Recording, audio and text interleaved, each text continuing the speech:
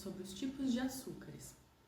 Porque eu vejo muito por aí que as pessoas discutem sobre tirar o açúcar 100%, sobre os perigos, os riscos, né, que o açúcar traz, e isso não deixa de ser verdade, isso é muito verdade.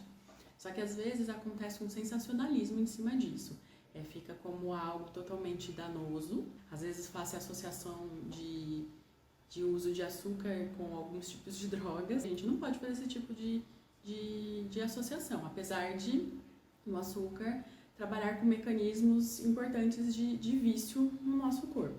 Mas não se trata apenas de vício, o consumo de açúcar também se trata de comportamento. A gente pode buscar a mudança e pode trazer alterações que são importantes para o dia a dia. Mas ele não precisa ser um vilão da dieta. Se você tem um consumo habitual, saudável, regular de frutas, verduras, legumes, uma dieta rica em fibras, o consumo esporádico de açúcar não será um problema. Agora, também tem o outro lado, né? Quem tem tendência genética à alteração da glicemia, por tendência a ter resistência à insulina, diabetes, e não realiza, por exemplo, atividade física, aí o consumo regular, mesmo que não excessivo, pode trazer malefícios. Eu já falei sobre os adoçantes num outro vídeo, se vocês quiserem uma resgatada aí no meu canal.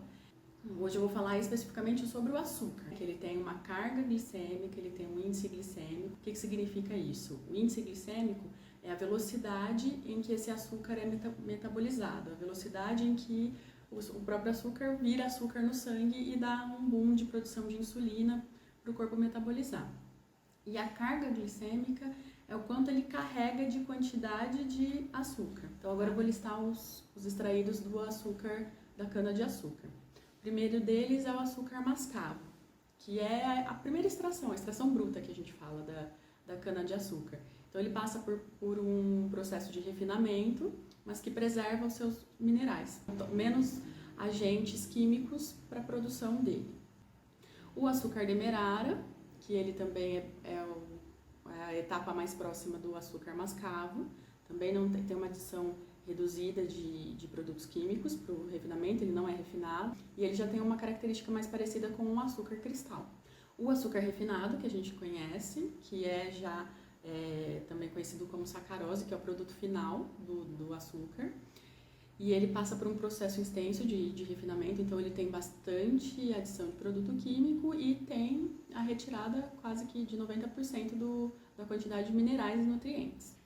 Temos também o açúcar cristal, que ele passa por um processo menor de refinamento comparado ao açúcar refinado, para ele ficar, né, o grãozinho maior, mas ele também perde mais de 90% dos nutrientes.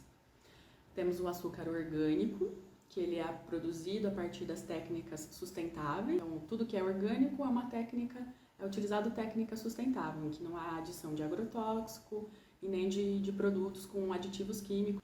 Então, ele não passa por nenhum processo de refinamento. Vamos dizer assim, que quando a gente pensa na questão de saudabilidade relacionado a não ter adição de química, esse é o melhor.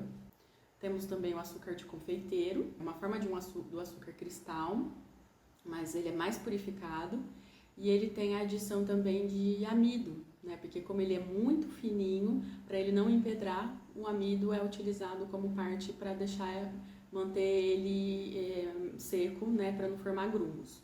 Temos o açúcar light, hoje em dia muita gente me pergunta sobre o açúcar light. Ele é uma mistura do açúcar refinado com adoçante, geralmente a sucralose. E aí ele tem um poder de adoçar muito maior. A sucralose tem o poder de 600 vezes mais adoçado que o próprio açúcar. Então, quando você usa o açúcar light, você reduz muito o consumo de açúcar, mas tem que se entender que está se usando adoçante. O que ficou muito famoso hoje, o açúcar de coco, que esse já é agora saindo da linha dos açúcares provindos da cana-de-açúcar. O açúcar de coco é provindo do coco, das flores da palma de coco. E ele passa por um processamento em que se formam os cristais, que é o que a gente chama de açúcar. E ele ficou muito conhecido porque ele tem um baixo índice glicêmico, palatabilidade, que a gente fala, que é o gostoso, né? O sabor é bom. Mas, aquilo que eu falei lá no começo do vídeo, ele não deixa de ser um açúcar. Ele tem baixo índice glicêmico, mas ele contém uma carga glicêmica, porque ele vai virar glicose no sangue. E tem os outros tipos de adoçantes que não na forma de açúcar. O melado, ou melaço de cana, que é a forma líquida extraída antes de se formar o açúcar mascavo. Essa é a primeira forma de extração do açúcar da cana, que forma esse melaço de cana. O mel, que é o que a gente conhece, né, o adoçante mais antigo do mundo, que ele possui bastante quantidade de glicose e de frutose, mas ele tem diversos nutrientes. E vale ressaltar aqui que o mel não pode ser consumido por crianças menores de 2 anos, que ainda não estão com a imunidade bem formada. Temos a calda de agave. O agave também ficou muito famoso nos últimos tempos. O agave é um cacto muito comum na região do México e ele tem 80% de frutose.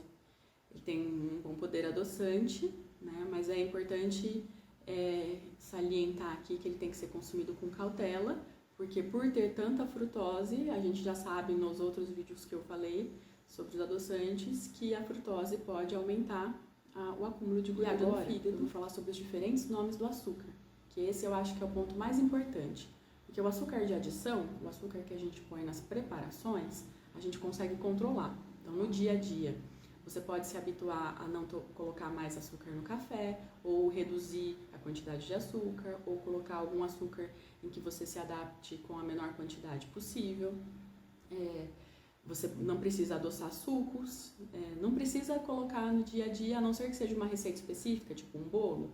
Algumas receitas de bolo hoje já não precisa adicionar açúcar, dependendo do tipo de ingrediente que você adiciona, né? Uma base com banana, ou tem a receitinha de bolo de maçã, que eu já deixei aqui no canal. Você consegue não utilizar o açúcar, mas o açúcar é o ingrediente base de bolo, então às vezes não dá para deixar de usar, mas você pode reduzir a uma quantidade mínima para o bom rendimento da sua receita.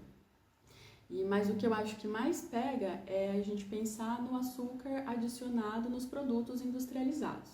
Então, às vezes tem muita gente que compra bolachas fit, bolachas light, doces fit, doces light, doces de todos os tipos, todas as preparações, tudo que vem no pacotinho. É de extrema importância que se leia os rótulos para entender como funciona e entender o nome que está escrito no rótulo. Então, se você encontrar no rótulo escrito xarope de milho, destrose, frutose, maltose, galactose, maltodestrina, sacarose, glicose, suco de cana evaporado, caramelo, xarope de alfarroba, xarope de arroz, melaço, néctar, xarope de agave, extrato de malte, manitol, amido, glucose de milho, açúcar invertido e vários outros nomes, você tem que saber que isso significa que tem açúcar, tá? Então, quando você lê tudo que tem um finalzinho ose, né, glicose, maltose e tudo que vem escrito associado com o nome xarope, com certeza ele vai ser uma fonte de açúcar.